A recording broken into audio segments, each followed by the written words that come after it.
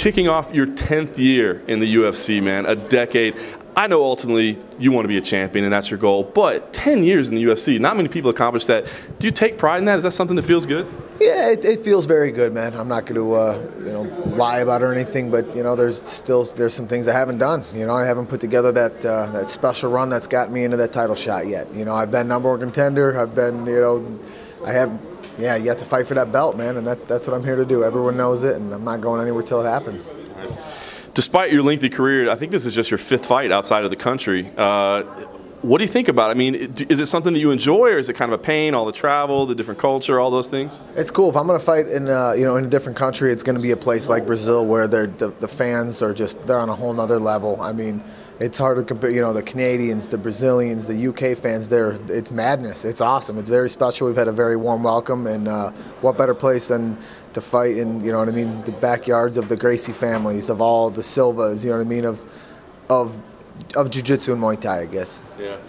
You're obviously fighting a Brazilian, but you're a superstar of the sport. I mean, people are familiar with you. So how's the welcome been warm? Have they been treating you okay, or they've been trash talking you, letting know you're in trouble? Everyone has been very friendly. We'll see what happens come Saturday night, because I was in a fight for Rio. I went down to watch when Okami and Anderson Silva fought, and they don't like outsiders, so hopefully I get a couple of cheers in the crowd, but if not, it don't matter. I came here to kick ass.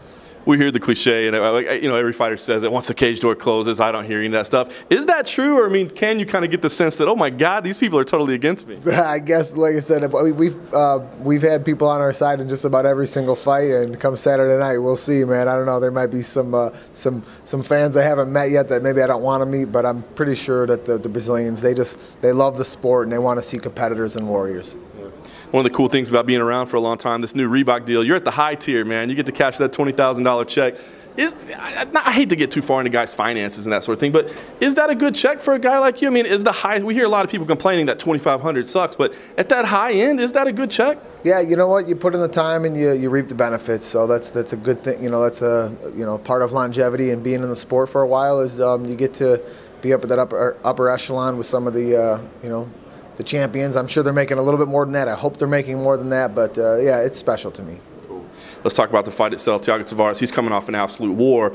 He did gas a little bit in that war, though, and ended up losing the fight. So when you look back on that, does it excite you? Because I could see you saying, this is a high-energy guy like me, it's going to be a lot of fun, but I could also see you saying, but he also broke at the end. So what do you take out of his last fight? Yeah, him and Ortega were going blow for blow. I mean, that was a rock'em sock'em barn burner, man. It was awesome to watch, and I expect the same. It's going to be a war. It's going to be a battle. I know we've been on a collision course for a long time, just missing each other. He's been around, I think, since '07, maybe '06 even, and I think we've always been, one fight away, and it happened in his home turf, and I know the crowd's going to win in this one. I was going to ask you, as both former lightweights, it's kind of weird that you guys haven't crossed paths because you've been in the UFC so long.